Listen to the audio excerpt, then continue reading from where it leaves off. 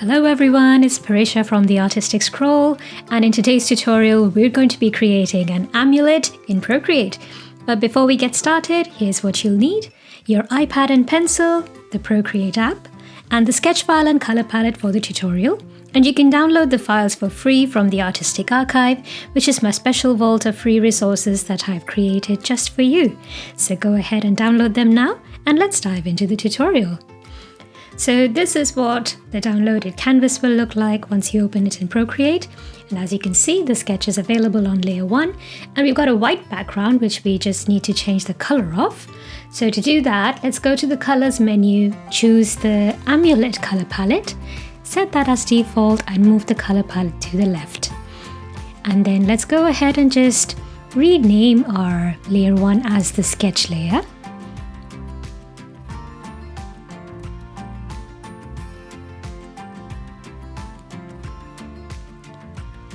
And then create a new layer and then move that below the sketch layer. Now tap on background and then select this really dark brown color to set it as your background, and you can finally see your sketch now. Alright, so now we can reduce the opacity of our sketch layer just enough so that you can see enough to be able to draw on it. Now select the new layer and then in the brush library, select the technical pen brush in inking. We're going to be working with the gem first, so let's select this dark red color. And then with the technical pen brush and the quick shape menu, go ahead and just paint in a rough outline for the gem. And then don't let go of your pencil, keep it on the screen, and that'll make it a perfect ellipse, and then drag in the color to fill it in.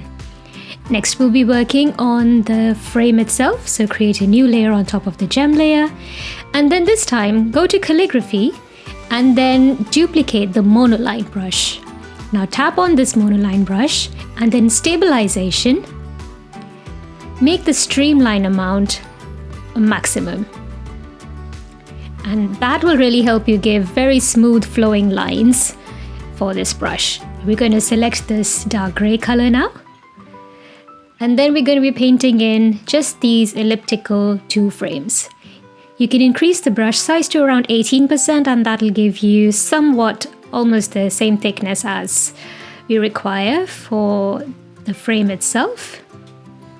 And that's going to be equivalent to this thickness between the 2 lines of one frame.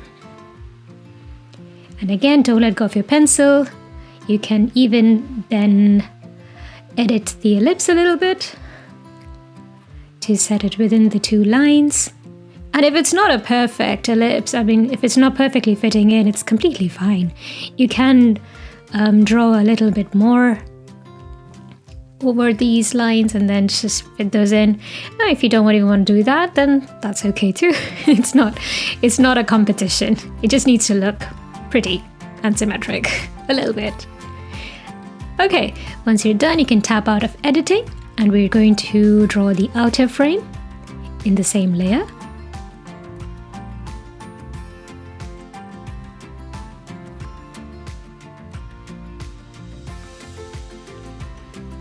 And once you're happy with that, you can edit it again if you want.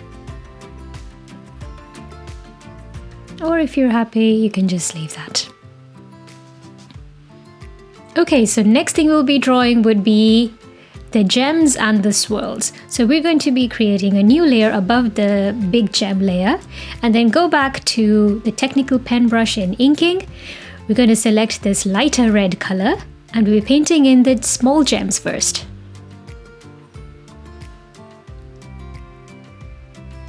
So you can either just create the outlines for all these small gems first and then fill them all in together, or keep drawing the outlines and filling them in as you go.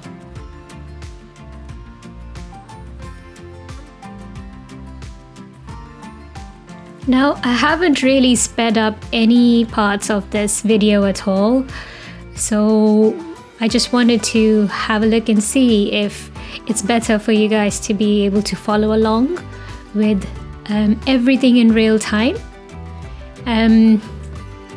because I do wonder if it might be too fast for some of the beginners.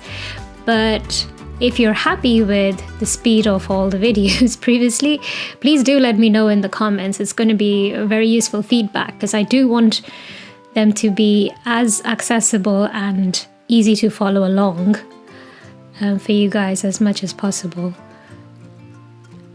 So do let me know if this real-time speed is better, or would you like things to be sped up a bit in the future? I definitely can't make it slower than this, because this is the speed that I'm drawing. I mean, but you can definitely slow things down a bit more in the settings. So we can put them down to 0.75 or 0.5, whatever works for you. So next we're going to be drawing in these swirls. So let's create a new layer on top of the small gems layer. And then with the same dark gray color, we're going back to our duplicated monoline brush in calligraphy. And I think the brush size is still around 18%. Yep. So we'll be painting in these swirls next. And again, if the line doesn't fall completely within the margin of the sketch layer, it's fine. You can always turn off the sketch a little later once you have a bit more swirls made already, and then edit them. You can erase some areas, some extra ones. You can add in some more with the technical pen brush, or reduce the size of your monoline brush. So just like I'm doing, I know that some areas are a bit thicker, so I'm erasing those to make them a bit smoother and try and fit them in the margin. We don't have to be a complete fanatic about it, so just do what works for you. As long as you try and connect the upper and the lower ends of the swirls to the two ends of the frame, basically the inner and the outer frame, that might work, because that's the goal that we want to achieve here, that to make it look a bit more realistic, that they're all connected to each other.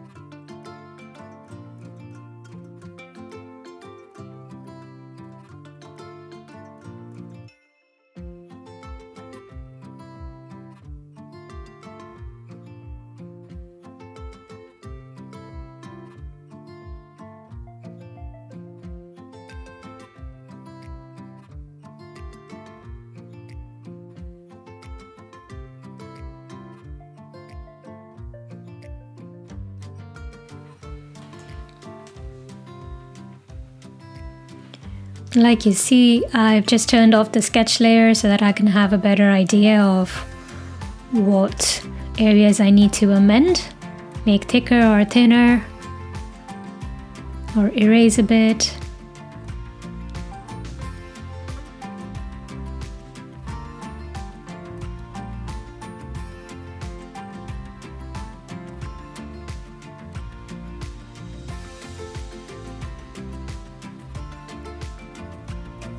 And then you can turn the sketch back on.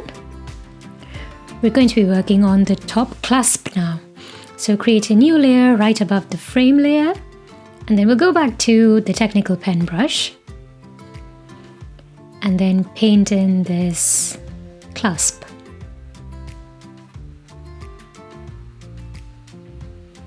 You can paint in the whole thing, to be honest, because the cord itself will be painted on top of it, so it doesn't really matter. Alright, so that's looking good. We've painted in the colors for the amulet itself. Next we'll be painting in the cord. So let's go ahead and create a new layer on top of the clasp layer. And then with the same technical pen brush and the darker brown color, let's paint in the chords. So the way we're going to be painting the chord is that if you followed along in my other tutorials, you'll notice that we tend to have chords which are overlapping on each other. So that's what we're going to be doing here as well. Some areas of these which are in front of the chords that are in front, they will be painted on one layer, and the ones that are overlapping below will be painted on a layer below them. So this particular layer, we're only painting in the top facing areas of the chord, just like this one. And you'll notice what I mean once we move on to the next area in a second.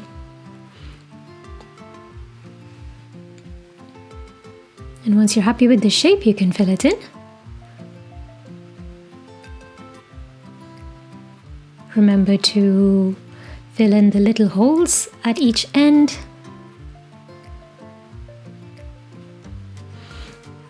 Okay, so now you see this second part of the chord is overlapping.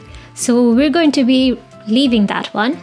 But if you have a look at the first area that we painted, the same chord continuing below the clasp is actually going to be a different layer, and then it twirls on itself, and then that's the area that we're going to be making here. So you can imagine every alternate twirling area will be painted on this layer,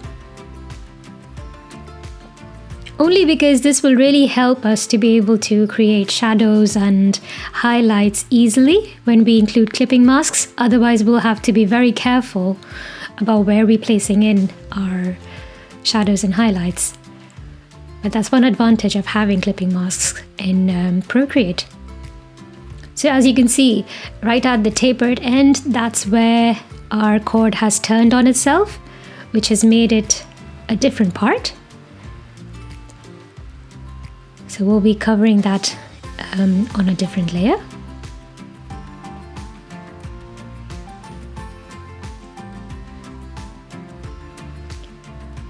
And let's just continue this other end on the same layer.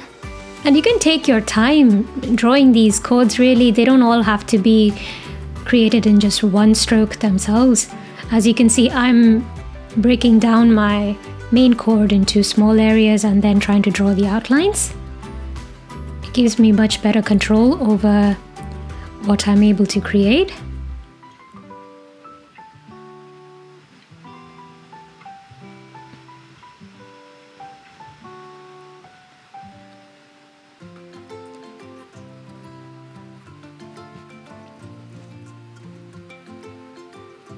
And then fill it in.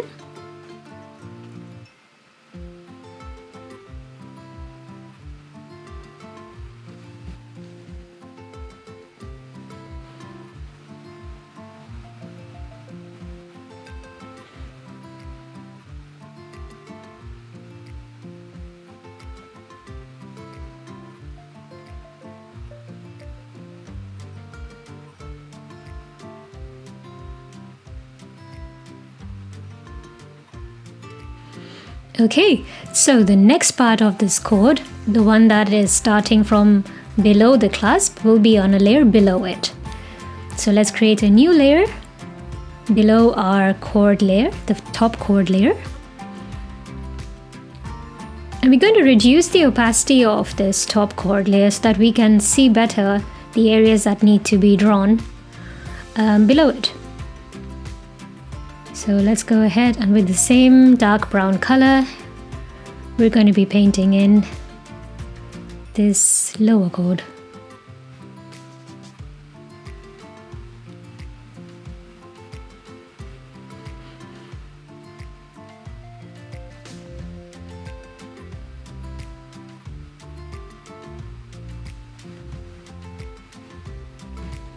Remember, you're only able to see this area behind this top chord because the opacity of the top chord is reduced. Otherwise, you wouldn't be able to see it.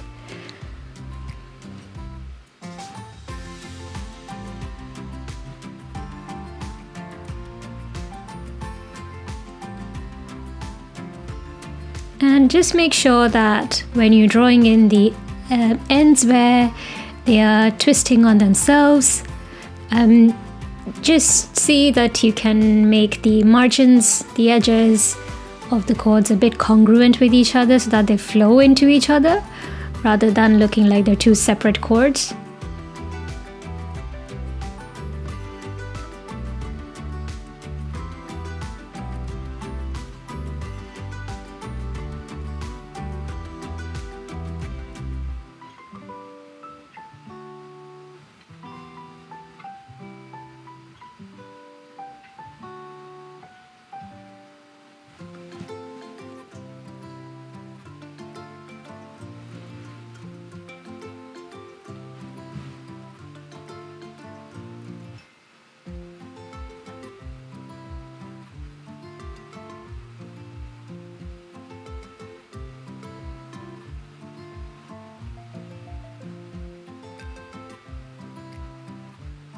And then fill this in as well.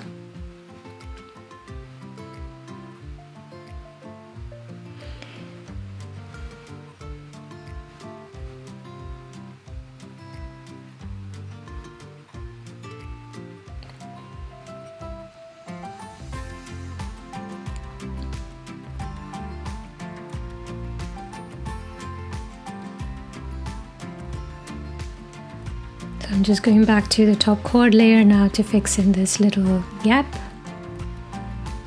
Okay, that looks good.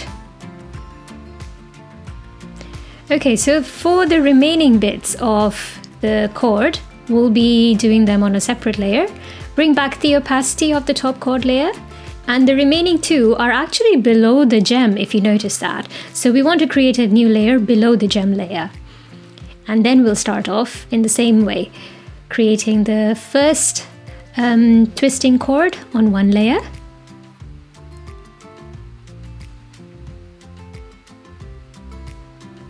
And fill it in. And then we see which area it continues in, so that's the one that we need to fill in on this part of on this layer of this chord.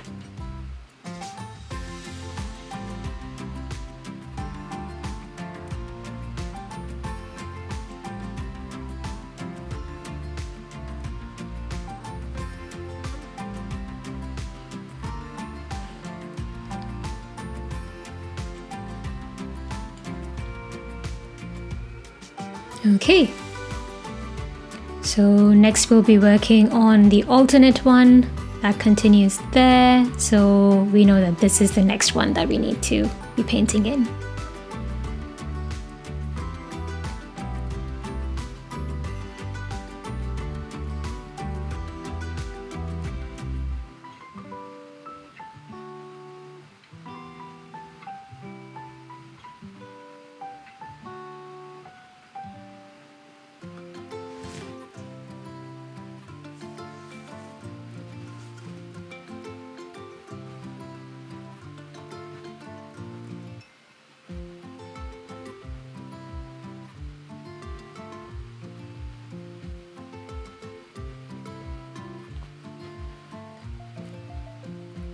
Okay, fill it in.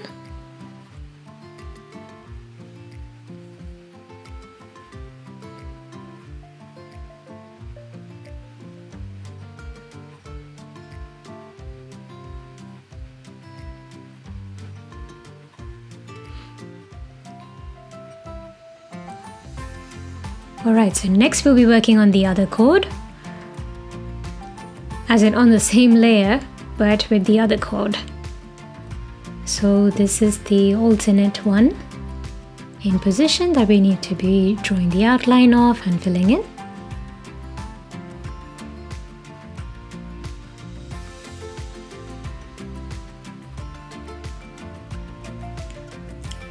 I've done something similar in my previous tutorials, like I mentioned. I think it was, one of them was the sunshine potion and the other one was a magical staff, where we'd done the same concept of the ribbons and cords twisting on each other.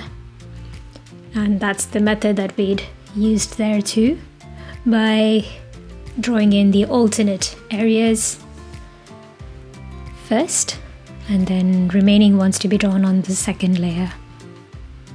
It's a good technique to be able to keep in mind for any of your own illustrations as well.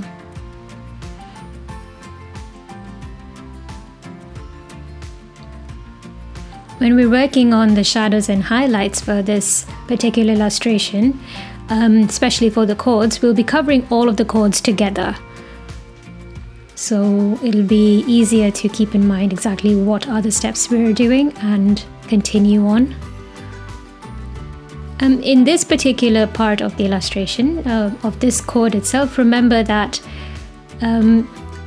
we need to draw this area in two separate chord pieces, leaving this edge there because the other chord will be on top, so we don't want to be covering that.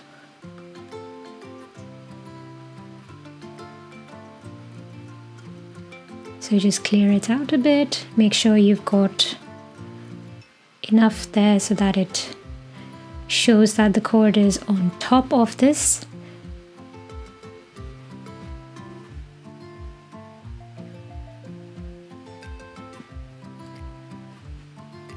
Okay, so let's create a new layer now and move it below this last layer of the chord, and we're reducing that last layer's opacity again to be able to see a bit better.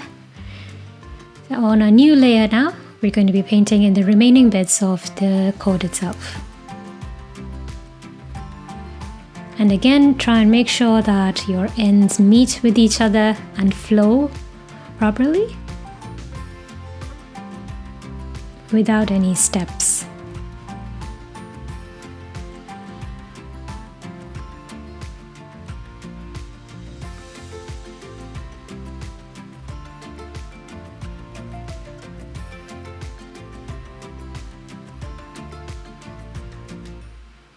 You can take advantage of the objects that are in front to be able to break your strokes a bit better and make it more easier for you.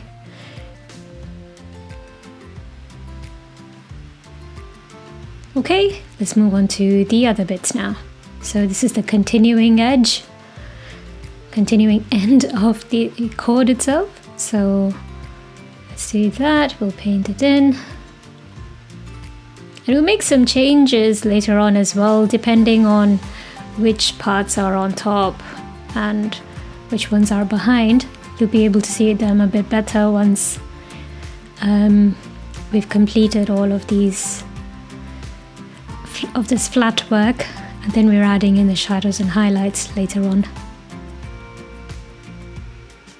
But this is a rough estimate of how it will look like.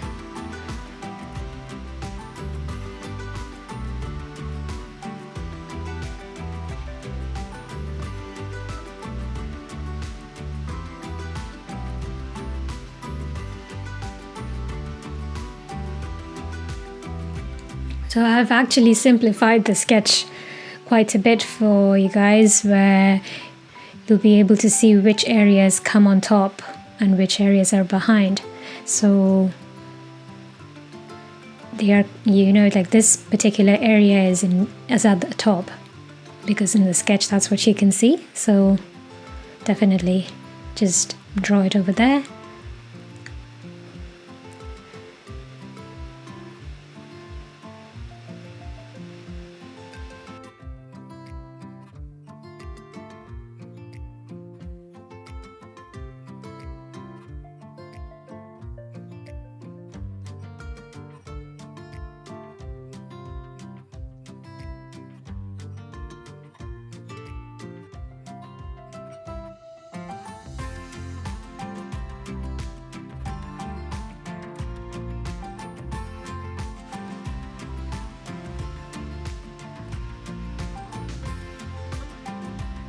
And fill it all in.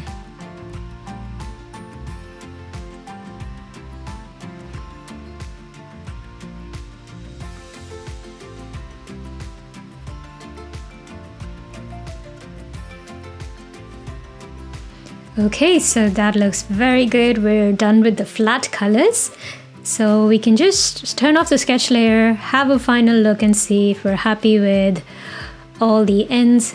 So this is exactly what I meant. We just need to make sure that they're all, the ends are all in place and flowing with each other. So we can do that. So let's go back to whichever layers you want to amend and then fill those in.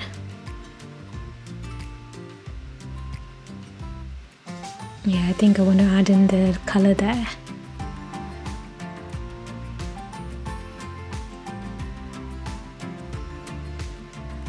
You might not have any changes to make. Yours might look perfect.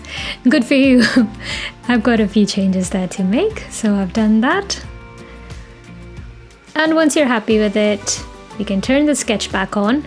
Our next task would be to work on the central gem itself.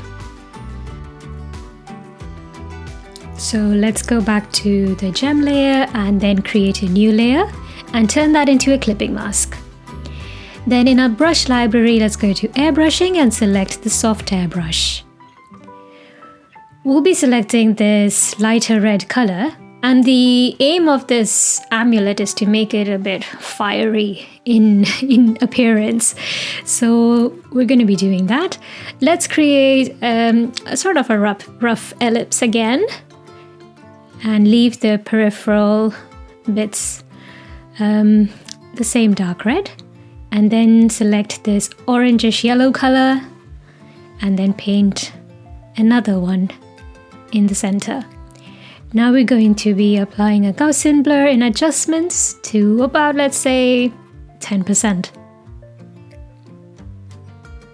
Okay, so that looks pretty nice. Okay, so that's looking pretty good.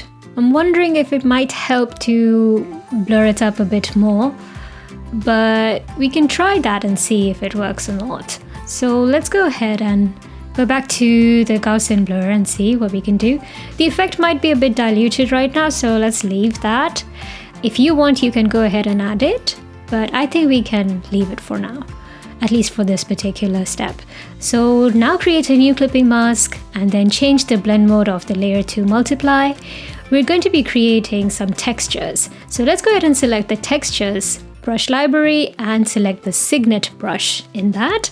So that's a very nice grainy kind of brush itself with the dark red color and a brush size of around 35%.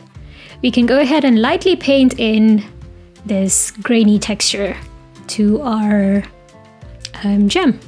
Now you can see it's very dark, so we're going to reduce the opacity of this layer. So let's bring it down to around 50%. I think that's good. We can add one more texture.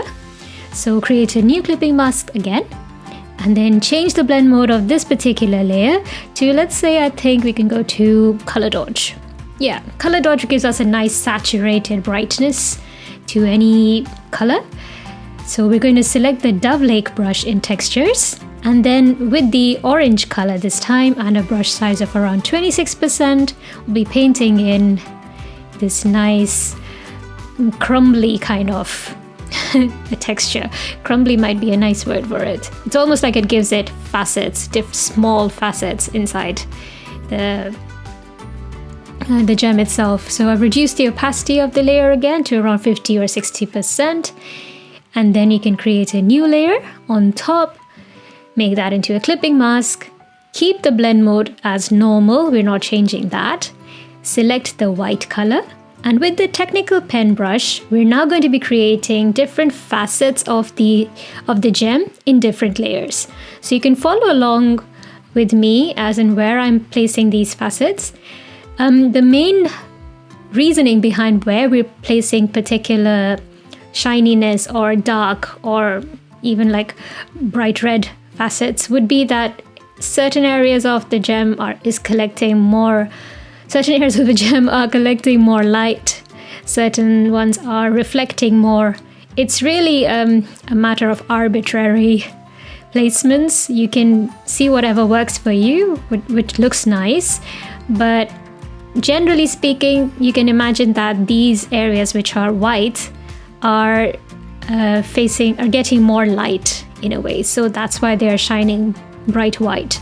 We'll be reducing the opacity of this layer as well, so let's go ahead and do that now, in fact. So go back to the layers menu and reduce the opacity of this particular layer to around 47%. I think that looks good. Next, we'll be creating one more clipping mask below this first layer. And then again, with the same white color and technical pen brush, we're painting in some more of these facets. So let's go ahead and do that. You can imagine that this is giving the effect of the gem being cut in different planes, and that's the effect we want to get. So we've got that. We'll get this particular triangle there as well, and paint in the outline and fill it in.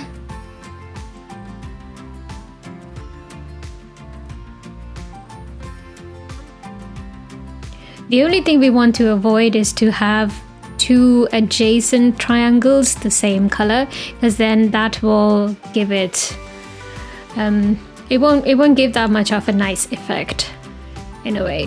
We're going to reduce the opacity of this layer to 67%, and then create another clipping mask below it, and then paint in some more areas white.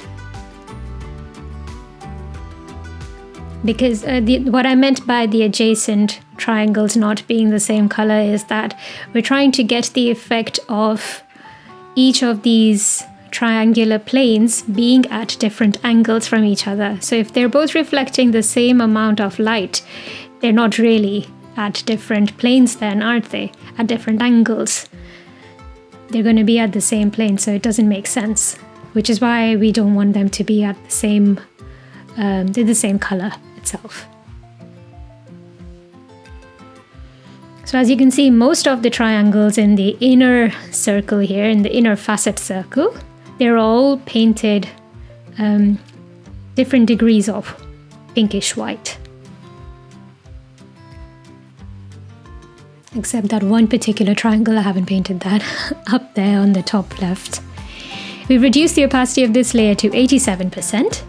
Now we'll be adding in some more colors to this gem itself. So create a new clipping mask, and this time we'll change the blend mode. So let's do that. Change the blend mode to add this time. So what we're going to do is, instead of the white color, we'll be selecting a different one. So this time, let's go with the lighter red color itself. And we'll be painting in triangles there now. So this particular triangle at the top end is painted a different color.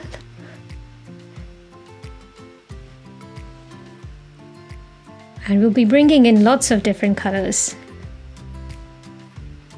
So as you can see, what I meant by adjacent, even if their points are I think they're called vertices, aren't they? The vertex of the triangle. If they are touching each other and they have the same color, it's fine, as long as the sides are not the same color. I'm having to explain math here. I haven't used the term vertex in ages.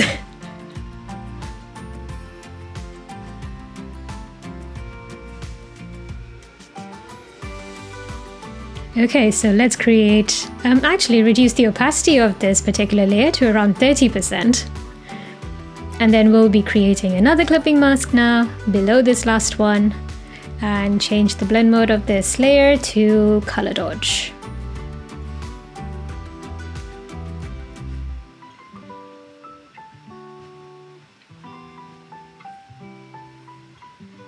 So we'll start off with this triangle on the right side of the gem, and painted this bright red color. So as you can see, color dodge gives it a nice bright saturated kind of an effect, whereas add mainly increases the brightness.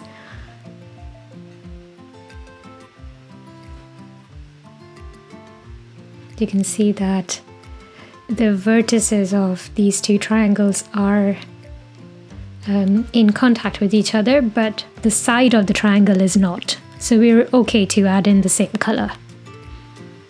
Now reduce the opacity of this layer to 70%.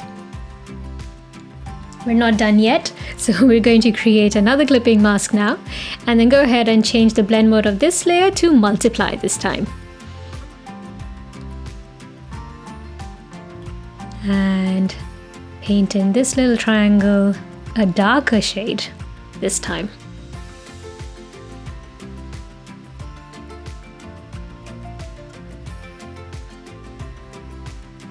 So you can see we've got a nice variety of colors in this particular gem, showing off areas which are catching more light, reflecting more light, or are just, saving up more light in a way.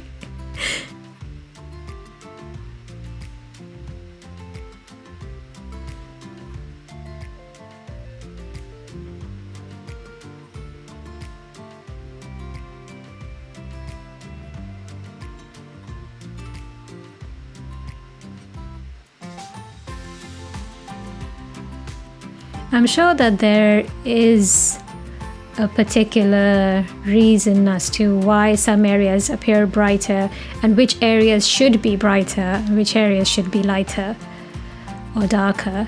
I'm just erasing this particular triangle and we're going to paint in a different one in a second. I think this larger quadrilateral is a better shape to fill in than that particular triangle. So let's do that. And as I was saying, I'm sure that there is a particular technique as to figure out which facets should be in darkness, which ones should be reflecting more, but we'll not go into that much detail right now. And frankly, I don't think that's necessary at this point, unless you are trying to illustrate for a jewelry company or diamond especially. So then maybe you might need to do a bit more research into that. Right now, we're just trying to make this look pretty. So let's just do that.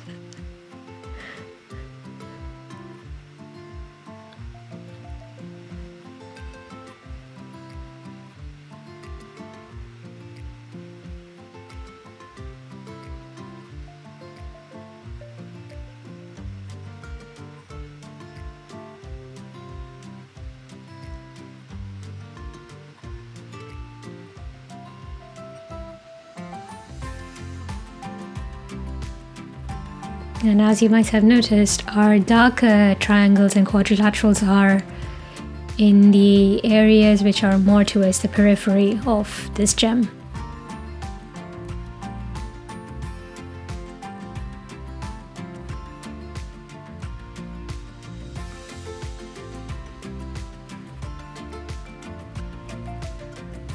Okay, so let's reduce the opacity of this layer as well. We'll bring it down to 50%. Now create another clipping mask because we'll be adding in some more blending modes. So change this layer's blend mode to linear burn this time. Now linear burn works kind of like color dodge in the way that it gives a nice saturated kind of darkness than multiply does. So we'll be using the dark red color this time for this particular linear burn layer. This looks almost black, but we'll be reducing the opacity of this layer in a bit.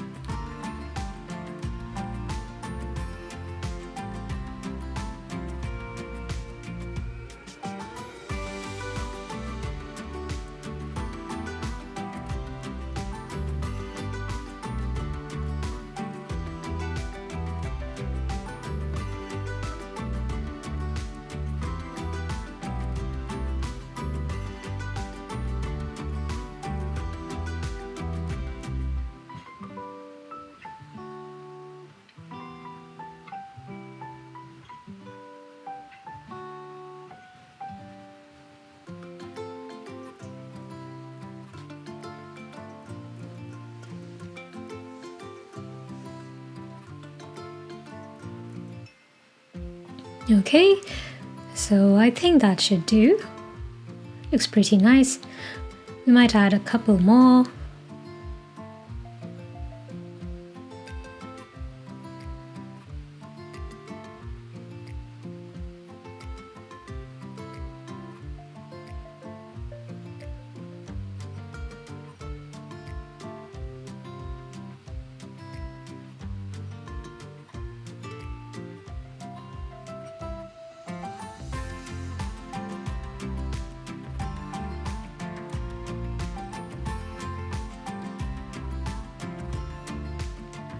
Okay, so that looks good. Let's reduce the opacity again. We'll bring it down to 40%. And that looks nice. We've got a nice diamond, nice gem actually, not a diamond. We've got a gem with lots of cuts on it. That makes it look pretty. Next, let's draw some more depth to our gem. So we're going to be creating a new clipping mask above our texture layers. And then we're going to change the blend mode of this layer to linear burn. And then select the soft airbrush in airbrushing. We've still got our dark red color selected. We'll be painting in the margin of this particular gem all around the periphery. So let's go ahead and do that now. Just around the edges, very lightly paint in the gem's shadow in a way. And then we're going to apply a Gaussian blur to this layer of around 10%. Okay, it's looking good, but we can reduce the opacity of this layer to just slightly about 80%. And I think that's looking pretty nice. We've got an impression that this gem is a bit more 3D. I just want to add a little bit more brightness though. So let's go ahead and create a new layer above the texture layer and change the blend mode to add with the soft airbrush and this orangish color. Just in the center, paint in a little glow there. And then apply a Gaussian blur again. We'll go to about 10% once more. And that gives it a nice fiery kind of an effect. I'm pretty happy with that. Reduce the opacity of this layer to around 40%. And that's beautiful. I think we might be able to increase the blur a bit too, a little bit more, to about 15% if you want. If you're happy with the previous version, you can just keep it at that. Just undo that. We want our gem to glow a bit, so let's go ahead and duplicate the main red layer and select the lower of the duplicated layers. Change the blend mode to color dodge this time. And what we're going to do is we're going to tap on alpha lock to select just this particular red color, red gem layer, and then with the orange color paint it all orange. And as you can see, this color is now the duplicated gem is entirely orange. Then we're going to apply a Gaussian blur of around 10%, and as you can see, it's all glowing behind the gem itself, and that's the effect we want. So let's reduce the opacity of this layer slightly to about, let's say, 70%. And we want this glow to be enhanced a little bit more. So we're going to do another duplication of this layer. And this time we'll change the blend mode of this layer to add. Now I want to reduce the opacity of this layer to about 60%. And then we're going to blur it out quite a bit more. Let's say somewhere around 20%. And as you can see, our gem is already glowing behind the frame itself, and that's the effect we wanted. Okay, so that looks good. We've got a lot of these gems layers now, so let's go ahead and group all of these layers together. And then we're going to be renaming this group as gem. It makes it so much easier to navigate once you've got all your layers in groups themselves. All right, so that's that. Next thing we'll be working on will be the small gems. So create a new clipping mask to the small gems layer and then change the blend mode of this layer to multiply. Now we've still got the soft airbrush selected. Let's reduce the size of the brush to around 9 to 10%. And with the same orange color, paint in these shadows or color gradients in a way for the small gems at the outer edges of the small gems. And you can turn off the sketch layer to be able to see it a bit better. And use the soft airbrush as your blending tool as well. And then go ahead and blend in this gradient a bit more.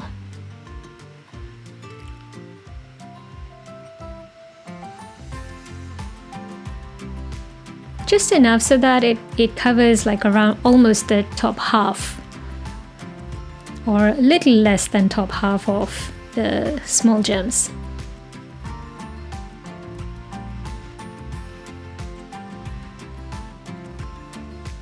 Okay, now create a new layer below the multiply layer and then change the blend mode of this new layer to add, and with the same orange color and the soft airbrush, paint in these lighter highlights, or this lighter gradient in a way, at the other end of the small gems. And we're going to be blending these in as well.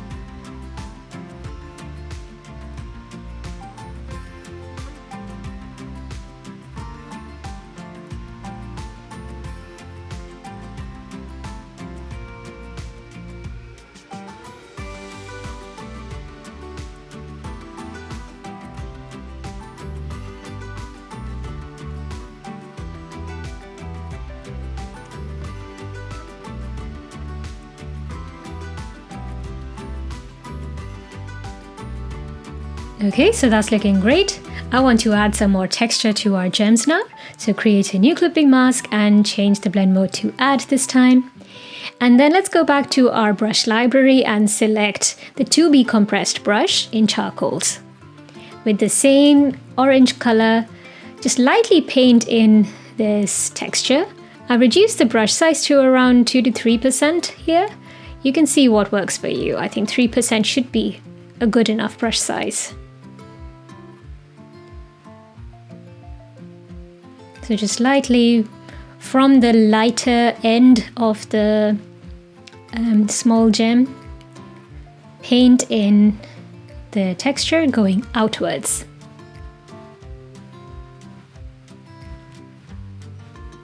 Okay, so that looks great. We can go ahead and group our small gems layers together.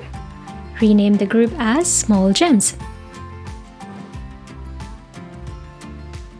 Okay, so next it's time to be working on the frame itself. So let's select our frame layer, which is layer 3 here on this illustration. And then we're going to create a new clipping mask. And then change the blend mode of this layer to color dodge.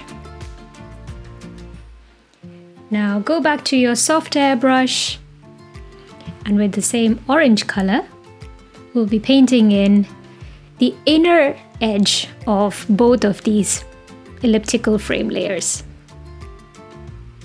Just slightly so that you're still able to see the gray color of the frame itself. So the effect that we're trying to achieve here is of the glow emanating from the gem onto the frame. So you can imagine that if it is set internally inside the frame itself, the inner part of the frame is getting the reflected light from the gem itself.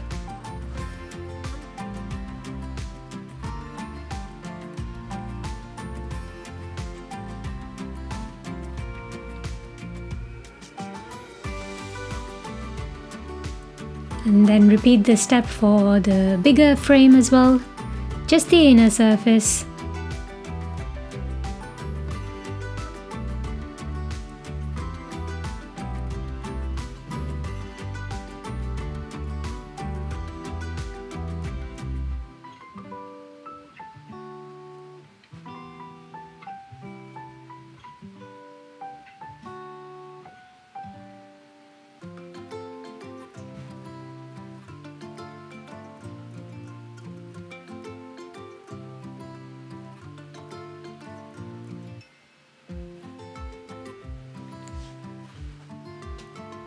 Okay, once you're done with that, go to Gaussian blur, and then we'll apply a slight blur only, just about 3%.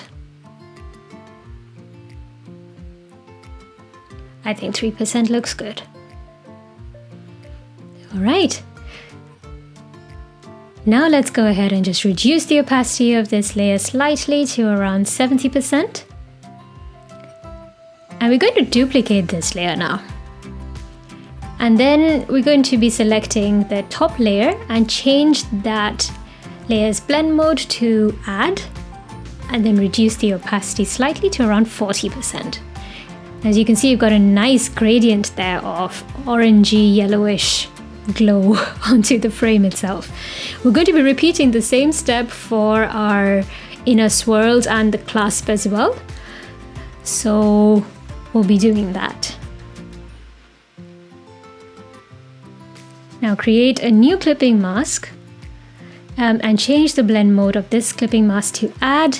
The thing that we want to do now is add in these, let's say, reflected light from these smaller gems onto the frame themselves. So just these areas wherever we've got our small gems, they can be painted in.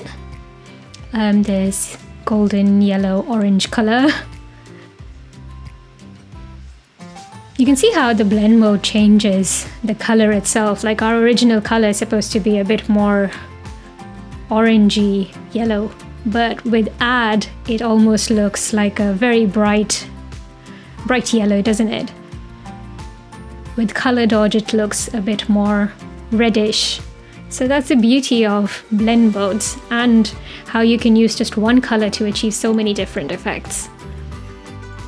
Now use the soft airbrush as your smudge tool and blend in this highlight layer a bit.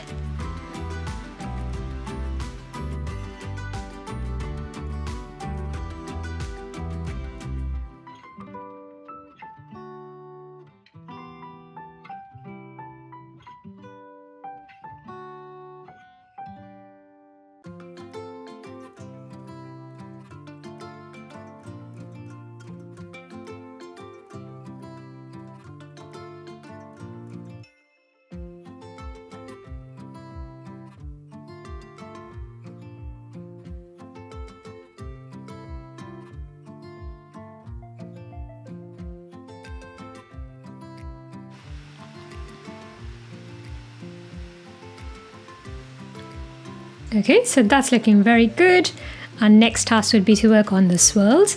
So let's just go ahead and group all of these frame layers together and rename the group as frame.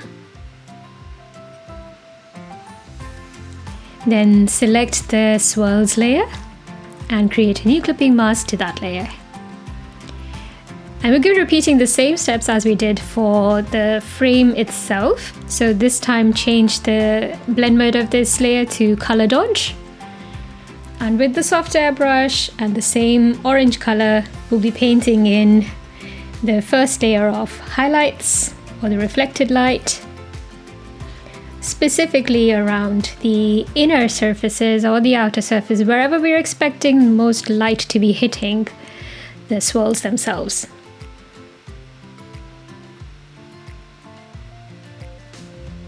So you can follow along with where I'm placing in these highlights and then add them in.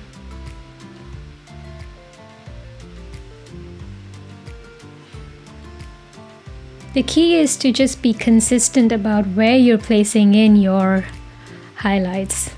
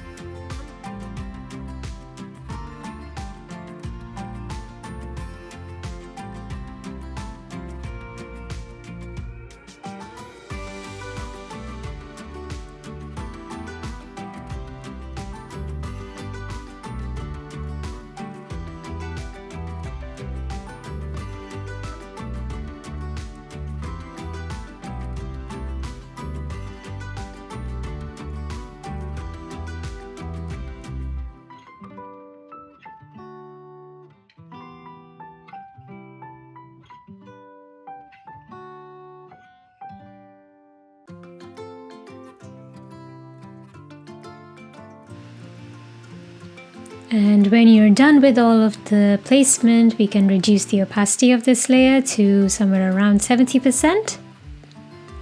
And then go ahead and blend in these highlights. Just like we did for the frame with the Gaussian blur. We don't want to use the Gaussian blur here because the way that blur option works is that it blurs everything on the layer with uniform consistency. So we want a bit more variation on our swirls and a bit more control over what gets blurred to what extent. As you can see, some of these tapered ends, I want to blur them a bit more than the rest of it. If we use Gaussian blur on this, it'll blur everything with the same extent in a way. So let's not do that.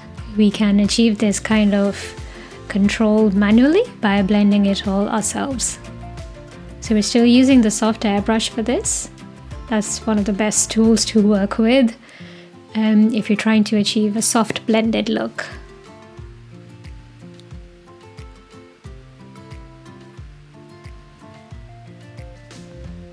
And honestly, I don't think you really need a lot of brushes as such to be able to produce really good art in Procreate, because a lot can be achieved with just a couple of brushes. So the best way to become a bit more skilled at what you want to achieve out of your illustration is by practicing with what you've got instead of trying to get as many brushes as you can to do the trick for you. I mean, I'm not going to call anyone out because I have done that myself in the past. I've been a big Procreate brush hoarder, and I'll be honest, I have not used 90% of them. So I always try and stick to the ones that I have here in my Procreate, like the ones that are native to Procreate. And I found out that they're pretty much versatile in a way. You're able to achieve so much with just simple brushes.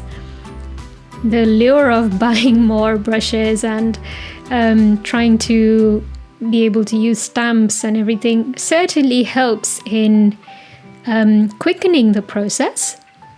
But if your intention is to become more skilled with the art of illustration itself, then you need to be able to practice with what you've already got. So go ahead and duplicate this color dodge layer, change the blend mode to add, and then reduce the opacity to 40%. So we've got a nice glow there. And for our last layer, we're creating a new clipping mask, changing the blend mode to add. And then with the same orangish color, we're painting in this highlight coming from the small gems onto the swirls.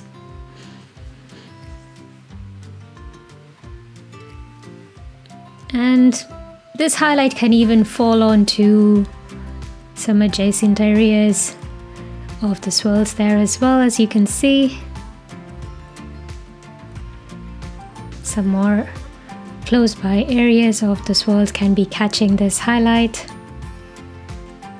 This reflected light, I mean. So yeah, I mean, I have nothing against getting the brushes if you're using them. If you're using all of those brushes, that's awesome. And they're a fantastic way of simplifying your process, quickening your process as well, and bringing out some more effects. That's great. Totally do that. I do that too with some of my illustrations. But it would also be a good thing to know that you can achieve a lot with what you've already got in Procreate. And if you can't buy any of those extra brushes or other brushes that are available in the market, don't feel bad about it, because if you're able to use what is already there in Procreate, you'll be able to do so much with it, and you're definitely not steps behind anybody then who has more brushes, because the tools do not make the artist, you know? It's about what you can do with those tools. So go ahead and keep practicing. Practicing is how everything gets better.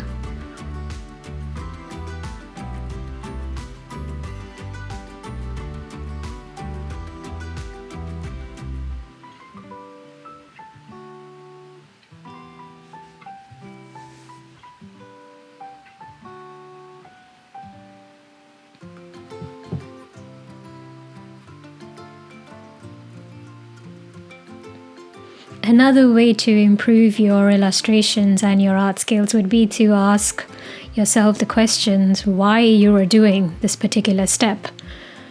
For example, why you're using this particular brush for something, for achieving an effect. Can you achieve this effect with something else as well? Allow yourself that luxury to be able to ask those questions, and allow yourself the time and space to experiment with the answers too. So you're able to like develop that kind of inquisitiveness and improve your own artwork that way. Now for this particular layer, we can just apply a Gaussian blur because it's a general blurring that we need. So just about 2%. We don't really need to go into a lot of detail areas of blurring because it's quite consistent throughout. I think we're pretty happy with that. So now let's go ahead and work on the clasp. So to be able to see it a bit better, we've brought our sketch layer back and reduced the opacity slightly. We've also grouped all of our swirls layers together, and we're renaming this group as swirls. Goodness, it's a tongue twister.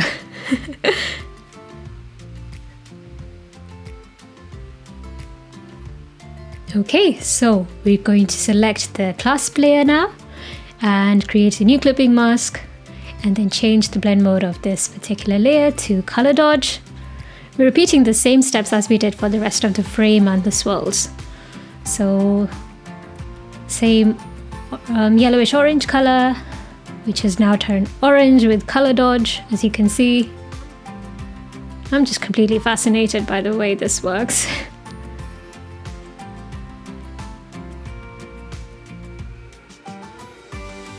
And then you can blur it up a bit.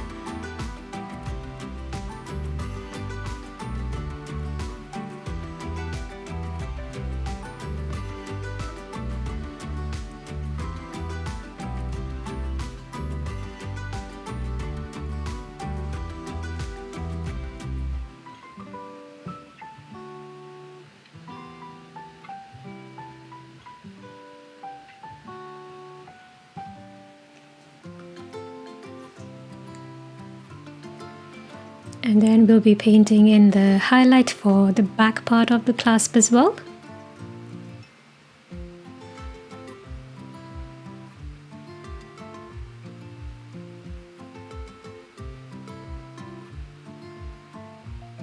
Now reduce the opacity of this layer, this time to 40%.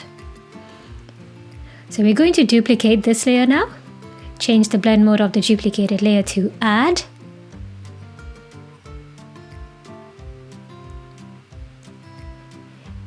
And then we're going to create a new clipping mask, and then change the blend mode to add again this time. And we're painting in just the edge highlights this time.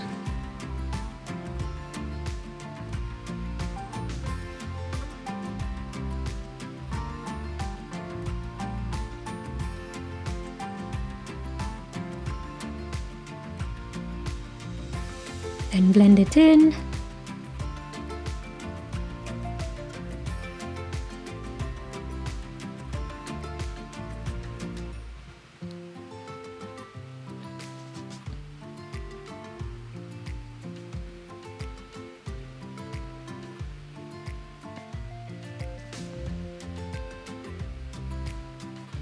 And then reduce the opacity of this layer slightly to about 80%. This entire frame will need some shadows, but we will come to that step after we've added a bit more of a glow to our entire illustration. So for now, let's go ahead and just group all of our clasp layers together and rename this group as clasp.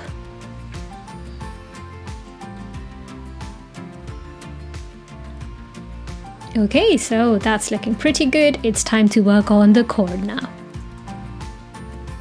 So let's go ahead and just bring back our sketch layers opacity up a bit, and then select the top cord layer first. We're going to create a new clipping mask to that. And firstly, with this lighter brown color, and let's go back to our technical pen brush and inking, we're going to be painting in a lighter edge of our leather cord first. So let's go ahead and do that. I want to reduce the opacity of the lower cord a little bit so that I can see this cord a bit, the cord that we're working on, a bit clearer. Now we're trying to paint this lighter edge of this flat leather cord in a way, as you can imagine that. And just around the edges.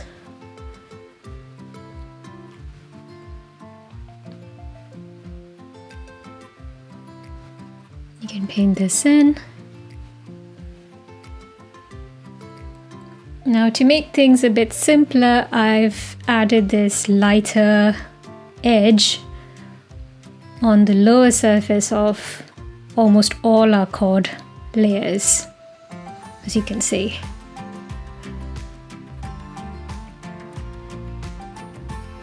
So continue that end.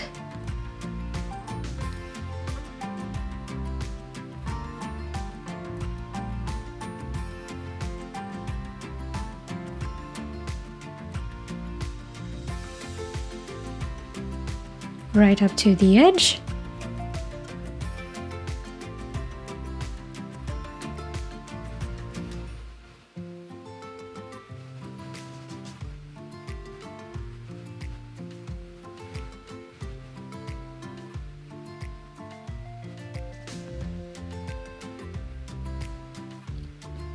Okay.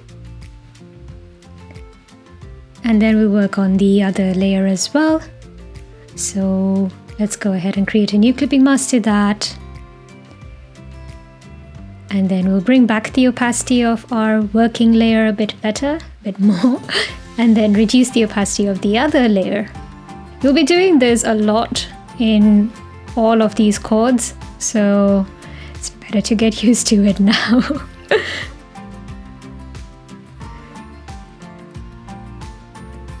Okay.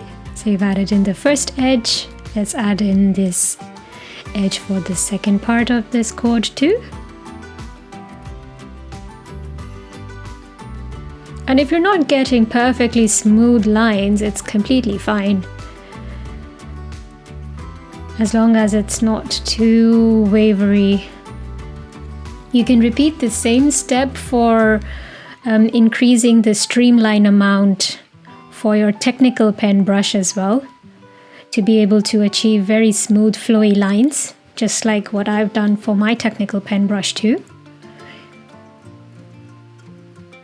It just gives you more control over it.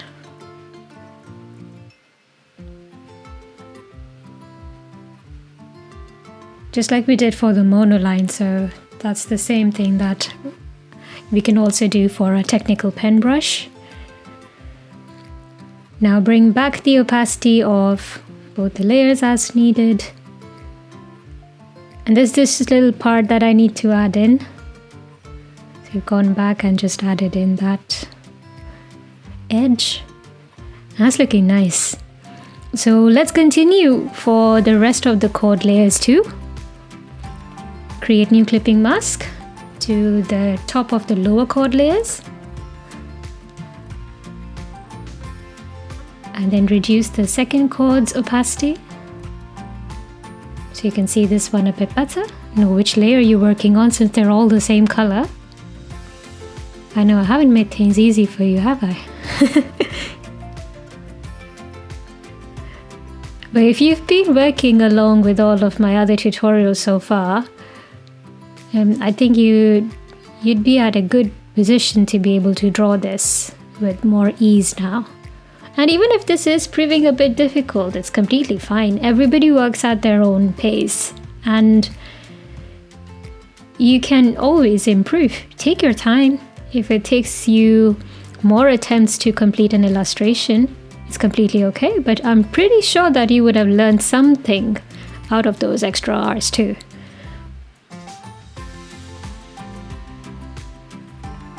And oftentimes it feels like perhaps you might have a quicker way of doing things than I might have done. And that's completely okay too. If you do find a quicker way of doing things, let me know in the comments. I'm always willing to learn And I think that's the best kind of attitude that you can have towards any creative activity or life in general, isn't it? If you keep that, let's say, an attitude of learning and always wanting to improve, then everything will feel like it's a learning experience and you can always improve. So do let me know if you're able to come up with tricks to quicken up at any part of this illustration. It's always helpful, not just to me, but to everybody who's learning along with us through this tutorial. Or if you feel like there is something more that you've learned in this particular tutorial from me, I'd love to know that in the comments too, if you've got some time.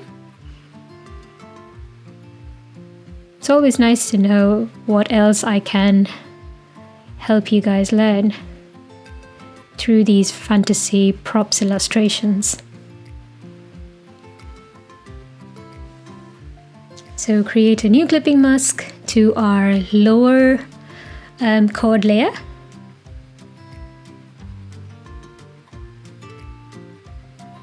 And then we're adding in the last edge.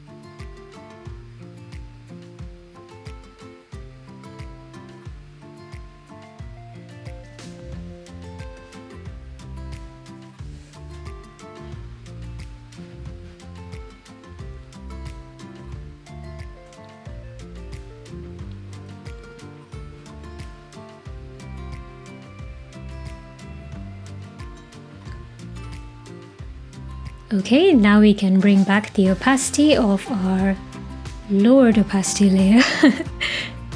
And as you can see, you've got a nice flowing movement of the chord itself. It's looking pretty good. I like that. We might need to make a bit of a change in the third chord layer. And because this part of the chord seems to be coming on top if you look at it, exactly how it would flow, and that looks more natural, doesn't it? If you've already done that in your illustration, that's amazing. Keep at it. I've just made the change here right now. It's all flowing. This particular edge needs a little bit more refinement, so let's see which layer it's on first and then make some changes.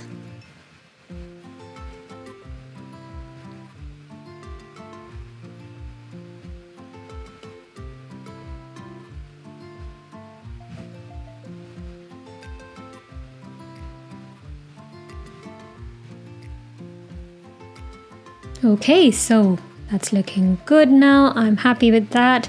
We're going to be adding in some shadows and highlights now. So create a new clipping mask to our first chord layer and then change the blend mode to multiply. We'll be adding in some shadows. So let's select the darker brown color with the soft airbrush. In our airbrushing section, we're going to be painting in the shadows. Reduce the opacity of our second chord layer so you can see a bit better which areas need a bit more work on.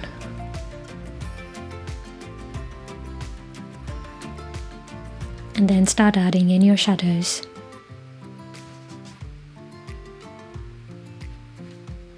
I've increased the brush size to about 10%. And as you can see, I'm not drawing entirely on the surface itself. Some of the strokes that I am drawing are made on outside the shape itself, so that the softer edge of the soft airbrush is actually falling on the shape. That's a technique that you can really use with the soft airbrush. You don't have to draw exactly on the shape itself, because what we're aiming for is the softer gradient, the softer edge of the soft airbrush in itself. So that can be achieved if we try and draw a little bit outside the shape, especially with the clipping mask on. That's really a helpful technique for the clipping mask. So you're able to get that soft gradient edge onto the shape, whereas the harder central edge is left outside the shape, but is not visible because it's a clipping mask. So this is why I say if you're not comfortable with that technique, you might need to change your brush size. Like perhaps reduce it a bit so that if you're drawing, whatever needs to be drawn comes directly onto the shape. But if you're using my technique of drawing outside the shape slightly, so that about half of it falls onto the required space on the shape, then you can use a bigger brush size to reach the softer effect. I hope that makes sense. If you have any questions about it, you can let me know in the comments. I can explain that a bit more there.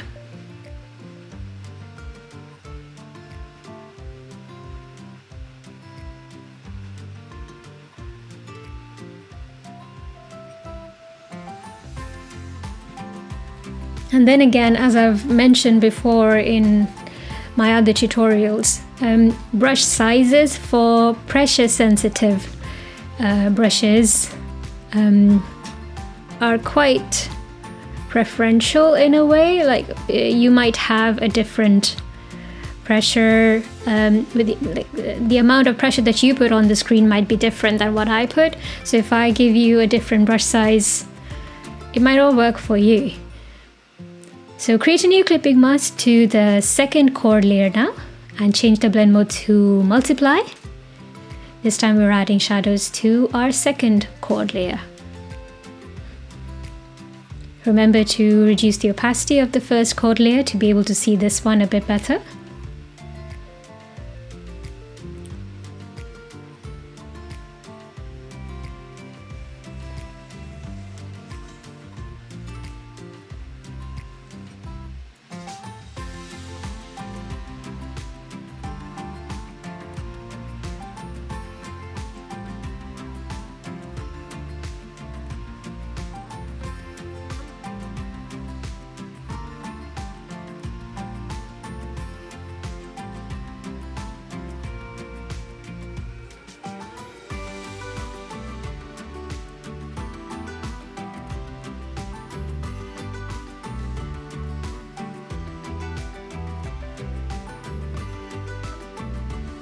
And then blur it all in with the soft airbrush as your smudge tool.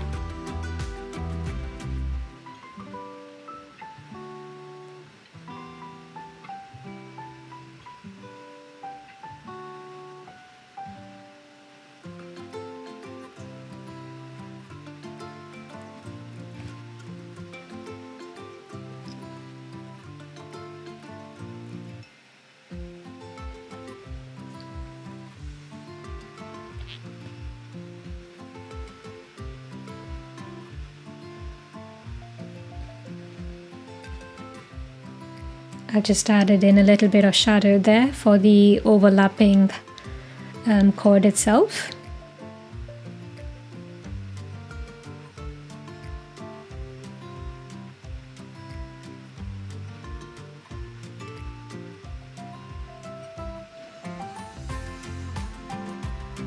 Okay, so let's bring back the opacity of the first chord layer. And then we'll work on the third chord now. So reduce the opacity of the fourth chord layer, create a new clipping mask to the third chord layer now, and change the blend mode to multiply. Let's add in shadows for this particular chord segment now.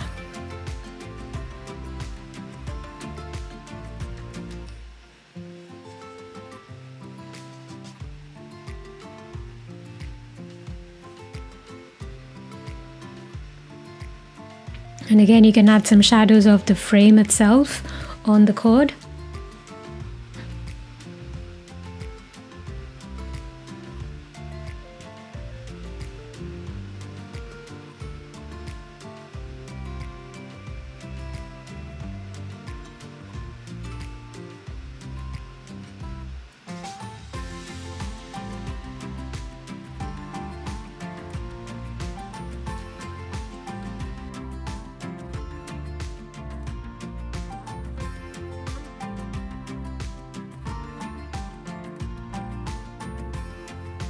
And then with the soft airbrush as your smudge tool, go ahead and blend in these shadows.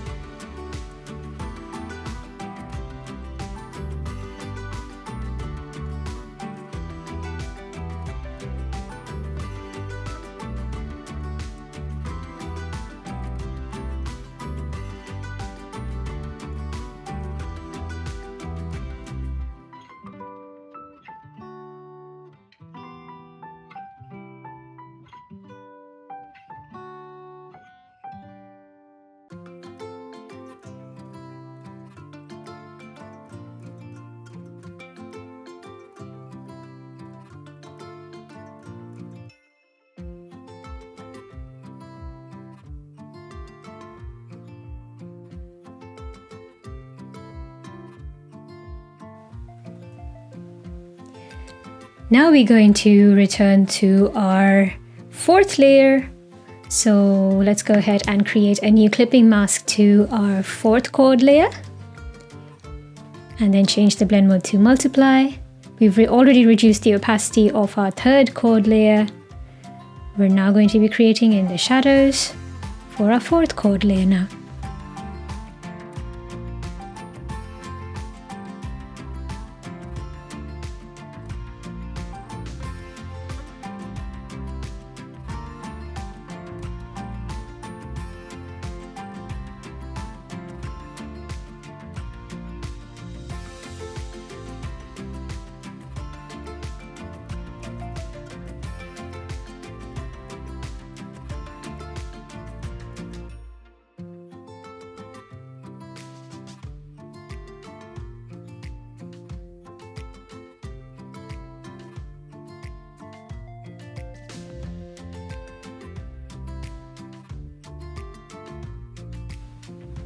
And then with the soft airbrush as your smudge tool, go ahead and blend in these shadows.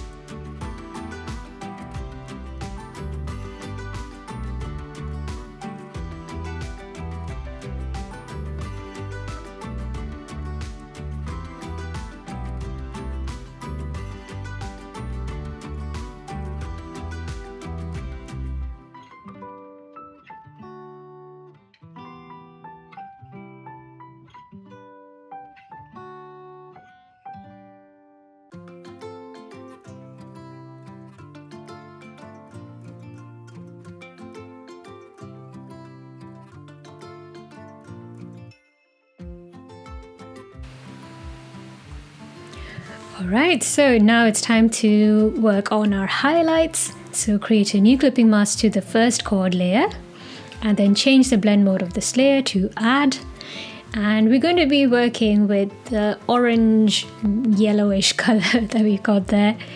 And this time let's just reduce the opacity of our second chord layer a bit, so we know which chord we're actually working on. You can see it a bit better.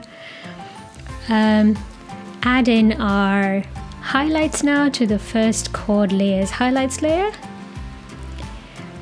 It's a very nice glowing yellow color there, but we'll be reducing the opacity of this layer quite a bit so that it's not such a striking, unnatural yellowish color to our leather chord.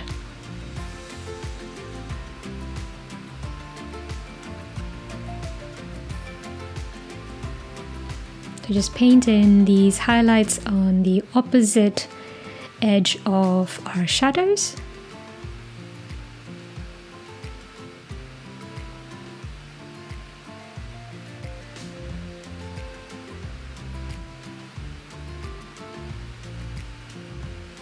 And then with the smudge tool, just blur out these highlights, right as we did for the shadows. Now we're going to reduce the opacity of this layer quite a bit down to about 20%. Or actually, we can increase it slightly to around 30. 30% looks good. Okay, let's work on the other layers then. So we're going to go ahead and create a new clipping mask to our second chord layer. Change the blend mode to add. And we're going to reduce it straight away to 30% opacity. Then reduce the opacity of the second layer, increase the opacity of the second chord group layer, and start painting in the highlights.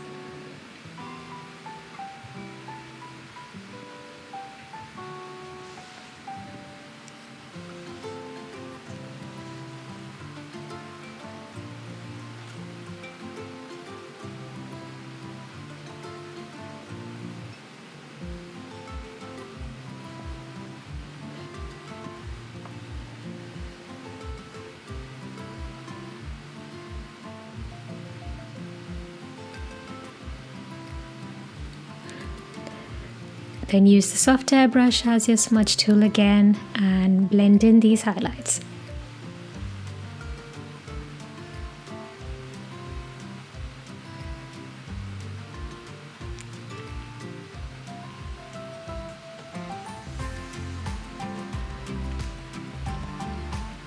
Okay, that looks great. We're going to bring back the opacity of our first chord layer to maximum. And then let's go ahead and start working on the remaining chord layers too, starting with the third chord layer. We're just reducing the opacity of the fourth chord layer, and now we're adding a new clipping mask to our third chord layer, changing the blend mode to add. Let's bring back the opacity of the third chord layer a bit. There we go. So this is the layer that we're working on. Paint in your highlights in this layer.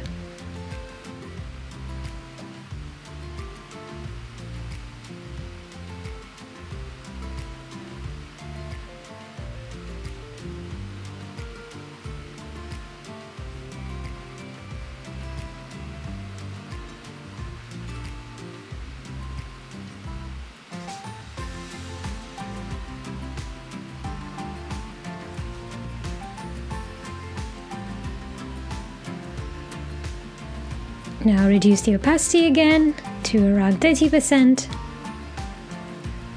and you can use the smudge tool again to blend it all in.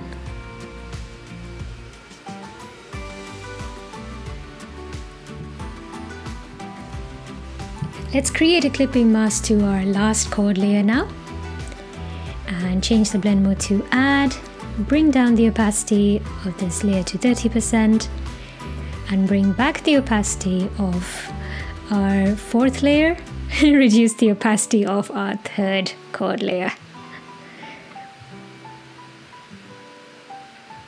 And start painting in the highlights to our fourth chord layer's highlight layer.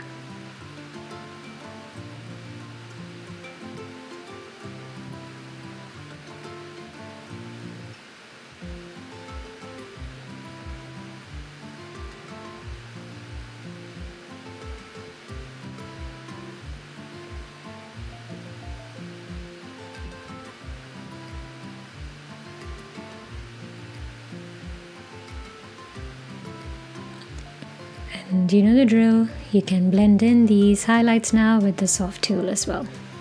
Soft airbrush smudge tool.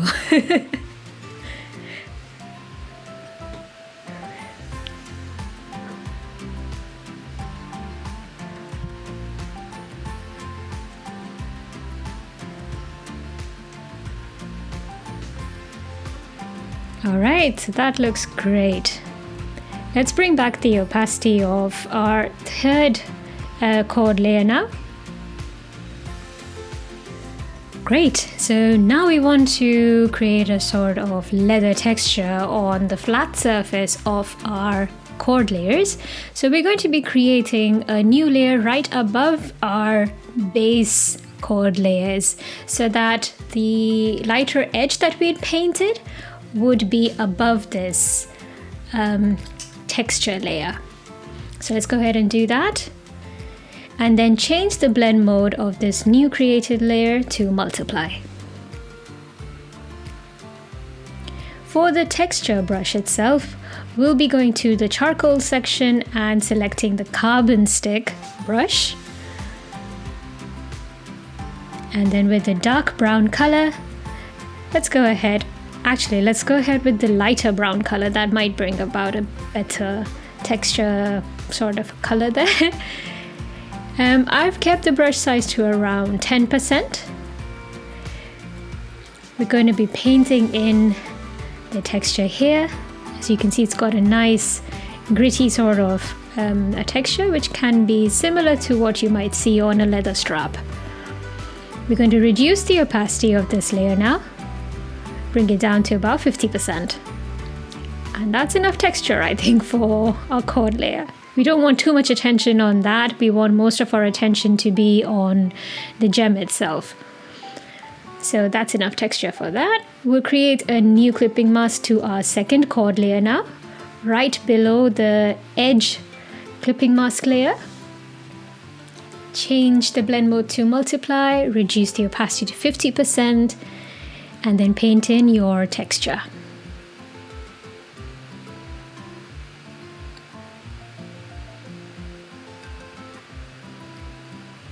Okay, then repeat the same step, add a new clipping mask right above the base layer to your base layer of the third cord. Change the blend mode to multiply, reduce the opacity to 50%.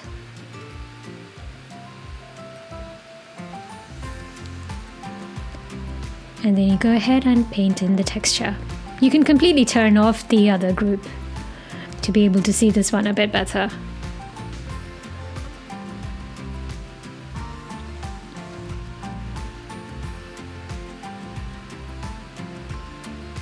Okay, and then repeat this step for the fourth cord layer. Create a new clipping mask right above the base, change the blend mode to multiply, and then remember to reduce the opacity down to 50%.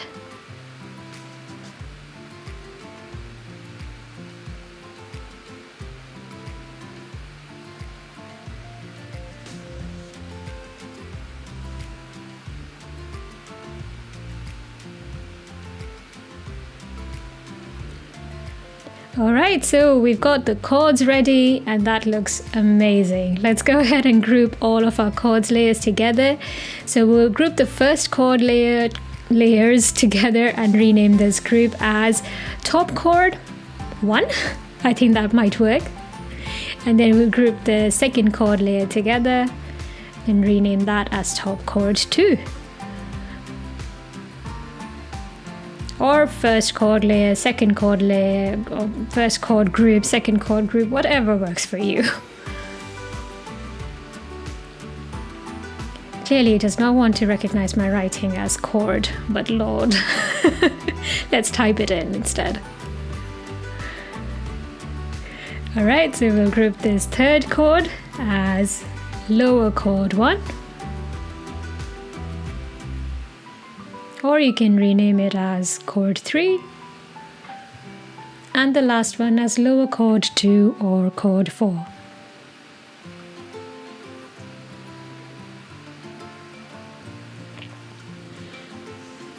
Okay, so this looks great. We want to add some more glow to our entire illustration. So let's go ahead and do that now. We'll be creating a new layer and move this new layer below the lower chord 2 group. And then change the blend mode of this layer to add.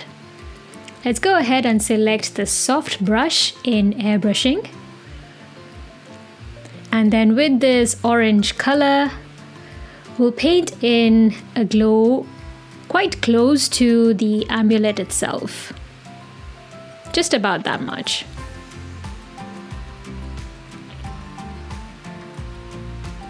Then go to Gaussian blur and adjustments and then blur it up to about 25%.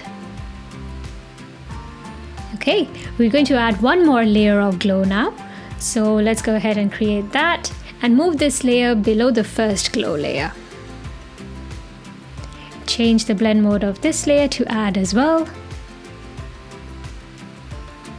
And then we'll be painting in a larger area of glow here. So increase your brush size to about 28-30% and paint in a larger surface of glow here.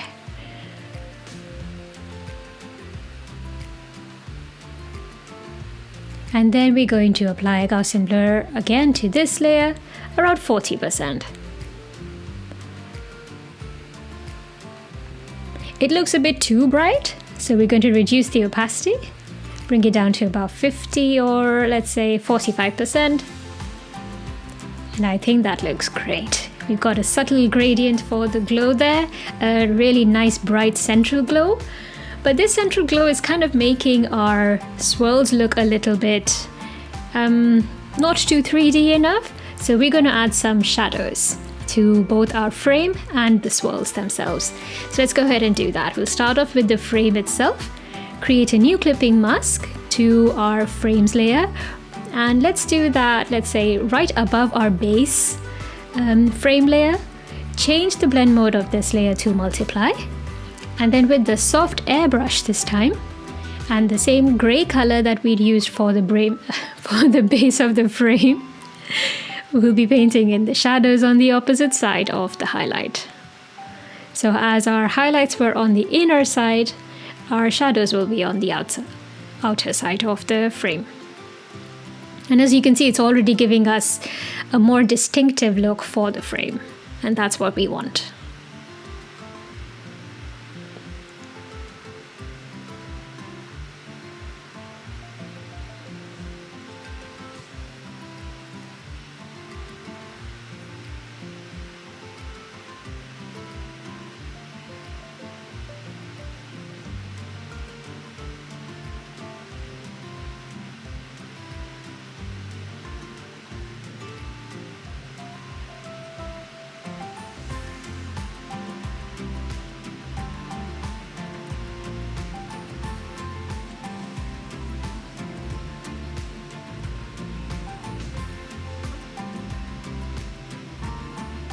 So paint in your shadows on both the frames.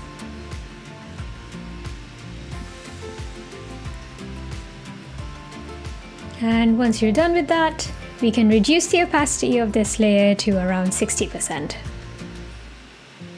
So that it's not too dark. This looks a bit more natural. We like it.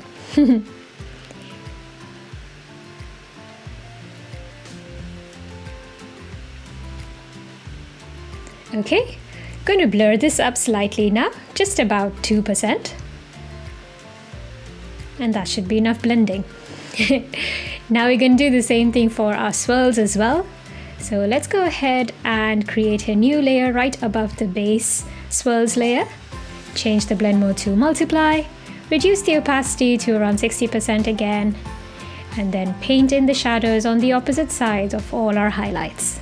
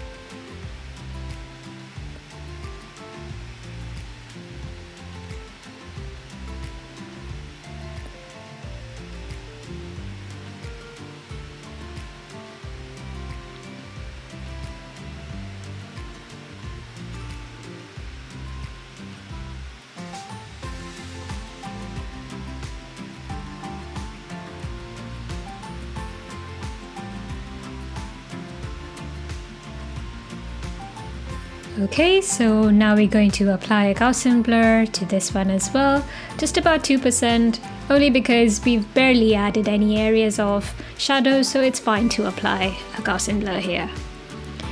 Okay, we're going to add some more shadows to our clasp layer as well. Create a new clipping mask to the base clasp layer, change the blend mode to multiply, and paint in these shadows in the inner edge of the lower part of the clasp, so that gives it a bit more of an illusion of depth there.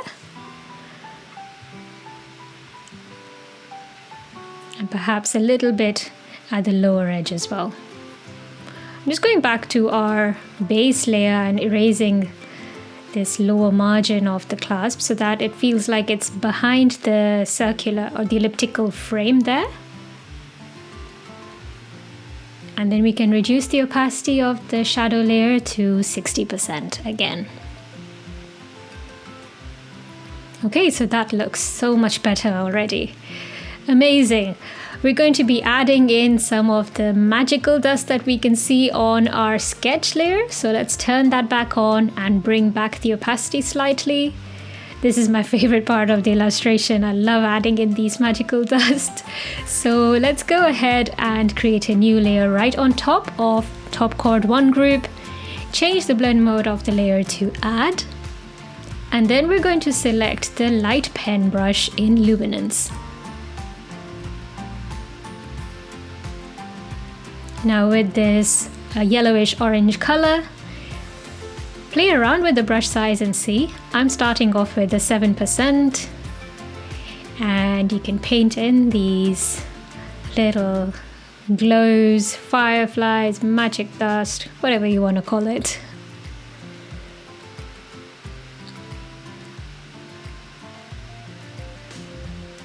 You can add in some more if you want in any of these areas. You can replace this magic dust with stamp brushes if you want, of stars. So much that you can do with it.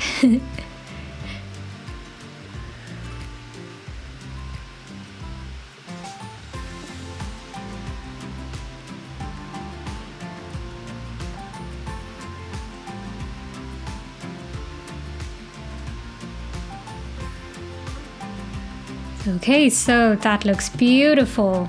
Let's turn off our sketch layer now and see. I think that's looking great.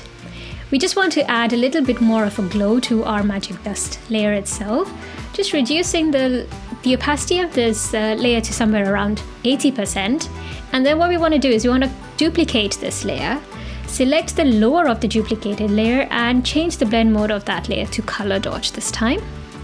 And let's go ahead and apply some Gaussian blur to this layer. Just about, let's say, 5 or 6%, 7%. So that gives it a nice gradient from the central yellowish glow going outwards towards the periphery as an orangish glow.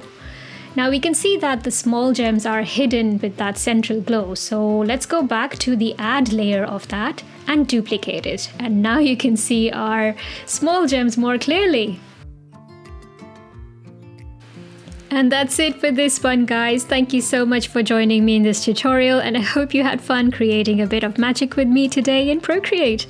Please share your creations with me on Instagram. I love seeing them, and make sure to get your sketches and palettes from the Artistic Archive with the link in the description. I'll see you in the next one.